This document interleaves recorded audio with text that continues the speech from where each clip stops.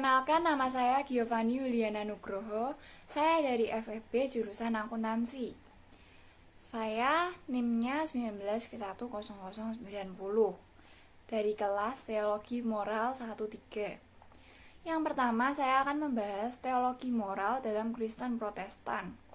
Teologi moral berkaitan dengan bagaimana cara menjawab pertanyaan-pertanyaan yang umum di dalam kehidupan dan berupaya untuk mendefinisikan apa arti hidup sebagai seorang Kristen. Pada dasarnya, hal ini berhubungan dengan etika, sesuai dengan apa yang dikehendaki Allah mengenai sesuatu yang baik.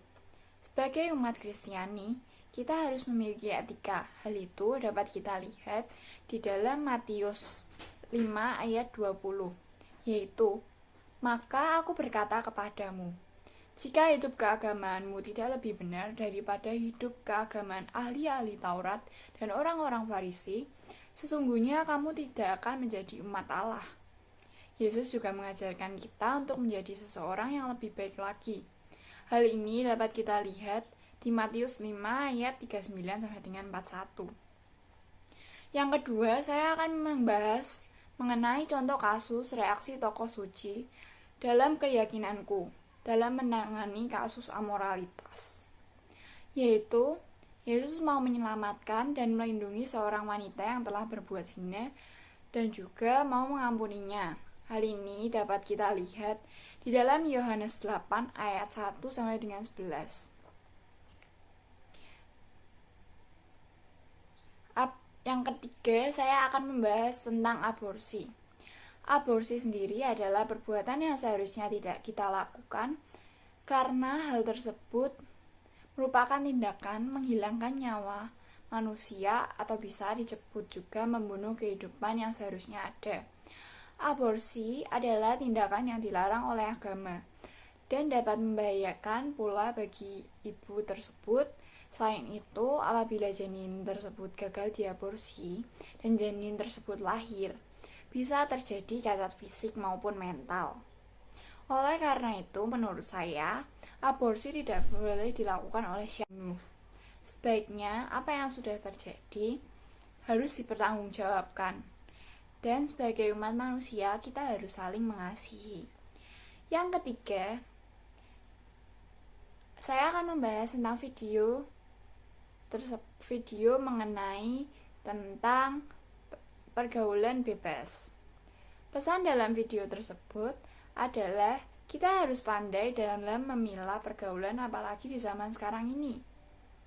Karena apabila kita tidak pandai dalam memilah pergaulan, kita bisa jatuh dalam pergaulan bebas.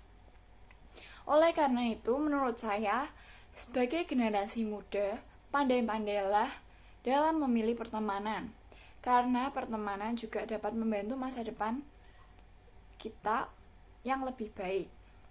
Kita juga harus mempunyai pendirian agar kita tidak terpengaruh oleh hal-hal yang buruk. Sedangkan bagi para orang tua, sebaiknya berilah pengawasan yang lebih bagi anak-anaknya. Selanjutnya, saya akan membahas mengenai ketidaksetiaan. Menurut saya, ketidaksetiaan adalah seseorang yang tidak bisa berkomitmen dalam ucapannya sendiri. Ketidaksetiaan dapat berdampak buruk bagi hubungan pertemanan, percintaan, dan lain-lain. Menurut saya, apabila seseorang tidak setia, maka orang tersebut sulit untuk diberi kepercayaan dalam berkomitmen. Selanjutnya, yang terakhir, saya akan membahas mengenai apa yang akan aku lakukan untuk hidup benar dan hidup lebih baik, meskipun aku tidak sempurna. Jadi, yang akan saya lakukan adalah kita harus menjaga diri kita dengan memilah yang baik dan benar, sehingga kita tidak mudah terpengaruh oleh hal-hal yang buruk. Kita juga perlu bersyukur dengan apa yang kita miliki sekarang ini, sehingga kita tidak terobsesi mengikuti zaman. Mengikuti perkembangan zaman itu boleh saja, asal tetap mengikuti perkembangan zaman yang positif saja. Terima kasih.